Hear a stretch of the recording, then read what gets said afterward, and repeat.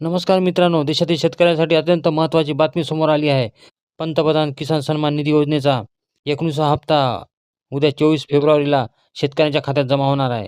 केंद्र सरकार देशातील शेतकऱ्यांना उद्या 22,000 कोटी रुपयाचा निधी वितरित करणार आहे. किसान सन्मान निधीची रक्कम थेट शेतकऱ्यांच्या खात्यावर पाठवली जाणार आहे. पण हा निधी तुमच्या खात्यात जमा झाला की नाही हे तुम्ही कसे तपासू शकता? जाणून घेऊयाच याबाबत सविस्तर माहिती. पंतप्रधान किसान सन्मान निधी योजनेचा 18वा हप्ता ऑक्टोबर 2024 मध्ये शेतकऱ्यांच्या खात्यात जमा झाला होता. आता या योजनेचा 19वा हप्ता 24 फेब्रुवारी रोजी जाहीर केला जाणार आहे. पीएम किसान योजनेअंतर्गत शेतकऱ्यांना वार्षिक 6,000 रुपये दिले जातात, जे प्रत्येकी 2,000 रुपयाच्या हप्त्यांमध्ये थेट शेतकऱ्यांच्या खात्यात हस्तांतरित केले जातात. ही योजना पंतप्रधान नरेंद्र मोदी यांच्या सरकारने 2019 मध्ये सुरू केली होती. तेव्हापासून पात्र शेतकऱ्यांना योजनेचा लाभ मिळत आहे. दरम्यान पंतप्रधान किसान सन्मान निधी योजनेचा 19वा हप्ता उद्या शेतकऱ्यांच्या खात्यात जमा होणार आहे.